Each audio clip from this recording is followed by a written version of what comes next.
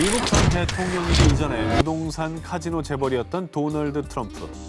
그는 2004년 출간한 부와 성공을 이뤄내는 법을 담은 책 트럼프의 부자 되는 법에서 자신이 세계적인 부자가 된 이유로 바로 이 계약서를 꼽았습니다. 그건가 보다. 오늘 계속 얘기 나왔잖아. 그건가 보다. 먼저 1991년 트럼프는 첫 번째 아내 이바나와 13년간의 결혼 생활에 종지부를 찍게 되는데요. 당시 이바나는 불륜을 저지른 트럼프에게 귀책 사유가 있다며 위자료로 2,500만 달러, 한화로 약 280억 원을 요구. 그런데 말입니다. 두 사람이 혼인신고서에 사인하기 전에 먼저 사인한 게 있었으니 바로 혼전계약서.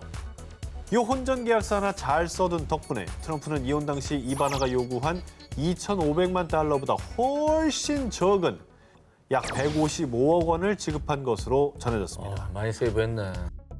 그런데 트럼프가 혼전계약서 덕을 본 게 이게 다가 아니었습니다.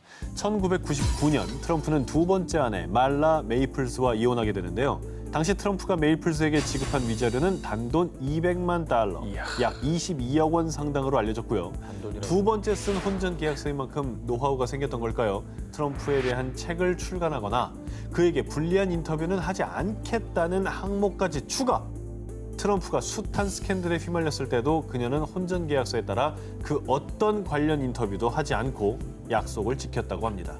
근데 저분은 거의 거론된 적이 없어요, 뉴스에. 진짜 다양한 폭로가 있었지만. 아직 입을 닫으라고 써놨나 보다. 네, 별처. 진짜 계약서를 잘 써놨나 봐.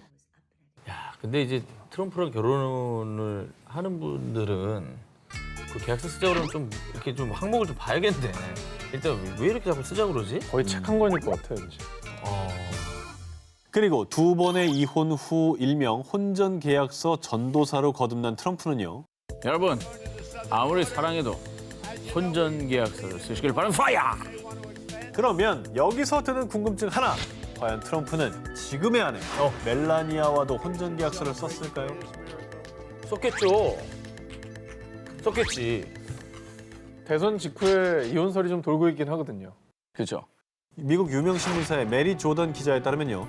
트럼프와 멜라니아 역시 재산 분할 관련 내용을 담은 혼전계약서를 작성했다고 하는데요. 이제 그 내용이 좀 궁금한 거예요. 그렇지. 구체적인 내용은 공개된 바가 없습니다. 그런데 이 조던의 저서에 따르면 2017년 1월 멜라니아 여사가 백악관 입성을 반년 가까이 미룬 이유가 재산 분할과 관련된 재협상을 위한 것이었고 트럼프의 성추문 스캔들이 터졌을 때 멜라니아는 그 상황을 혼전계약서 수정에 적극 활용. 자신의 친아들 베런이 다른 자녀들과 동등한 유산 상속 권리를 가질 수 있도록 합의를 얻어냈다고 전했습니다. 이건 쟁취했네. 그렇죠.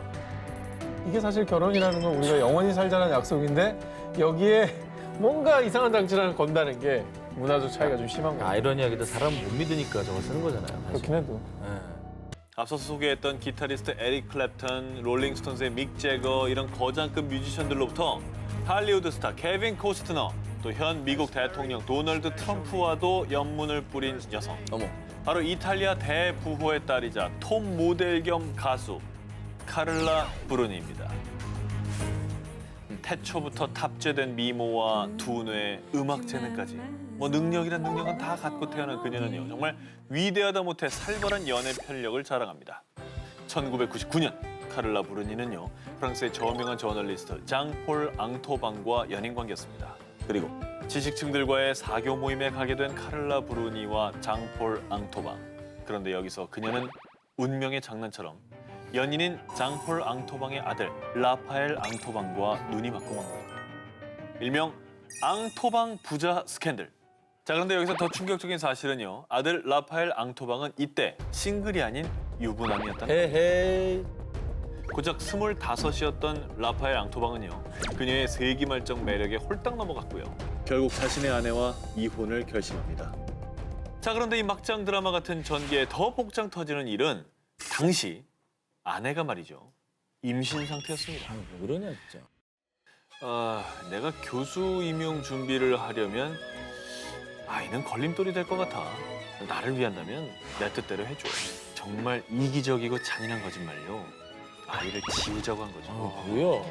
결국 착한 아내는 남편의 부탁 때문에 아이를 포기합니다. 어머머머머머. 네. 카를라 브루니는 이렇게 한 가정을 처참히 파탄시켰지만 그녀의 남성 편력은 멈추지 않았습니다. 라파엘 앙토방과 동거한 지 약 7년 만인 2007년에 둘 사이는 끝이 났고요. 나는 핵무기를 좌지우지할 그런 권력을 가진 남자를 원해 라면서 결국 한 파티에서 전 프랑스 대통령 니콜라 사르코지를 만나 2008년 2월 2일 결혼식을 올리며 영부인회까지 오게 된 겁니다. 허허.